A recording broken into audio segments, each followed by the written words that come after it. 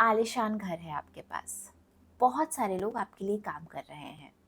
सामने एक बड़ा सा गार्डन है, हरा भरा, जहाँ पे बहुत से बच्चे खेल रहे हैं। एक्सपेंसिव ज्वेलरी, एक्सोटिक खाना, क्या ये है आपका ड्रीम हाउस? अगर ये है आपका ड्रीम हाउस, तो इस ड्रीम हाउस को बिल्ड करने से पहले सोच लीजिए, कहीं बाउंड्री के उस पार जो रियलिटी है वो इतनी इनसेंसिटिव ना हो कि आप अपना ये ड्रीम पूरा ही ना करना चाहे। बात कर रहे हैं जोन ऑफ इंटरेस्ट की, और मेन लीड्स में है सैंड्रा हुलर और Christian Friedel. Zone of interest एक बुक पे बेस्ड है with the same name written by Martin Amis, लेकिन बुक और मूवी में बहुत सारे डिफरेंसेस हैं। सिर्फ उसका एसेंस लिया गया है डायरेक्टर के द्वारा। Now the story is about commander Rudolf Hoss, जो वर्ल्ड वॉर 2 के टाइम पे जर्मनी में ऑशविट्ज कंसंट्रेशन कैंप के पास रहते थे अपनी फैमिली के साथ।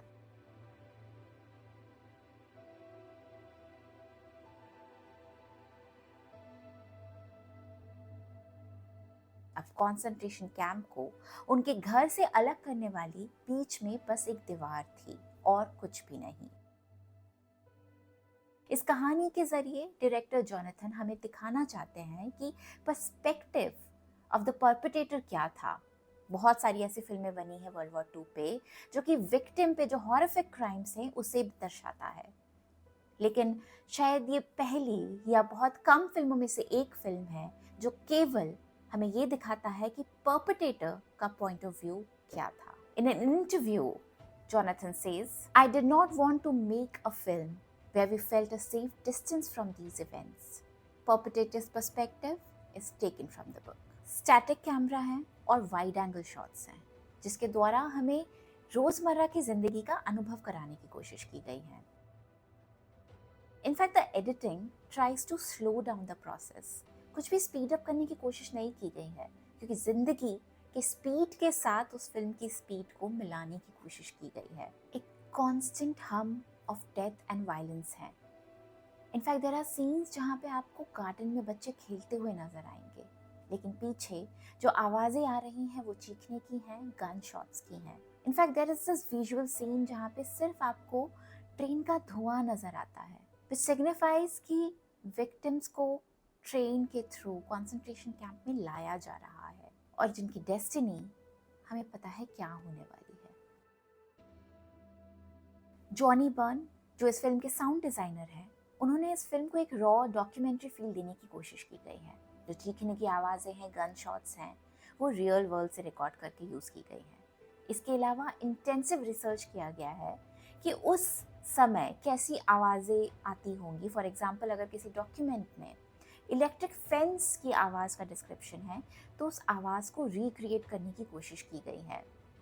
उन्होंने कोशिश की है कि फ्रेम के परे अगर कोई आवाज़ है तो सिर्फ उन आवाज़ों से ही ऑडियंस उस वर्ल्ड को अपने इमेजिनेशन में क्रिएट कर पाए। कमांडर की फैमिली बहुत ही प्यार से अपनी रेगुलर लाइफ जी रही है। दिखाया जाता है कि वो छोटी छोटी चीज़ें, ब्रेकफास्ट, लंच, खेलना, एक दूसरे के साथ बात करना, ये सारी चीज़ें कर रहे हैं। And in the backdrop some very harsh moments are there. कुछ एट्रॉसिटीज़ हो रही हैं, कुछ दर्द है, कुछ चीखें हैं जिनसे उन्हें कोई फ़र्क नहीं पड़ता है।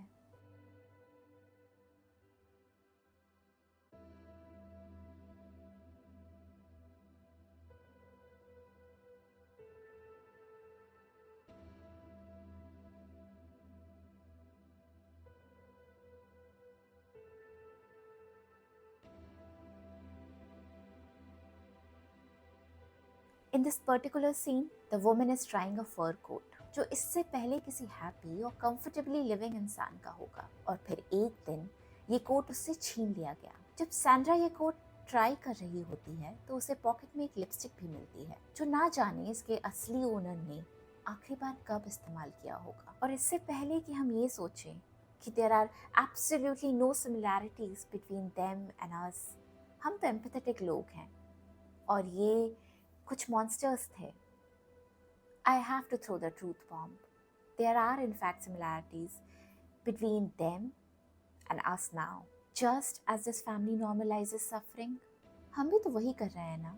दुनिया में होने वाले जेनोसाइड को जैसे ही हमारे सामने सोशल मीडिया लाता है हम उसे स्किप कर देते हैं।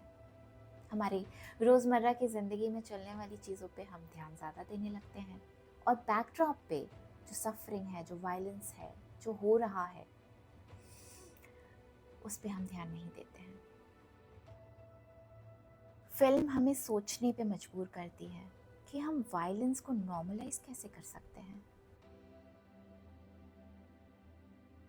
In this white and black infrared scene एक पोलिश लड़की को दिखाया गया है कि वो रात के अंधेरे में जगह जगह जाके खाना प्लेस कर रही है, शायद ये सोच के कि अगर रात को वो खाना कहीं कहीं छुपा देगी तो सुबह जब प्रिजनर्स वहाँ आके काम करेंगे और अगर कुछ लोगों को भी वो खाना मिल जाता है तो there will be some goodness on earth. और यही शायद इस फिल्म में एक होप है, एक जनरॉसिटी है, बेनेवलेंस है, जो ह्यूमैनिटी भूल रही है करना। शायद ये बताने की कोशिश की गई है कि अब भी हमारे अंदर एक दबा छुपा कंपैशन है जिसे हम हमेशा दबा कर नहीं रख सकते। The world needs it. And can we completely detach ourselves from the happenings of the world? Is it even possible?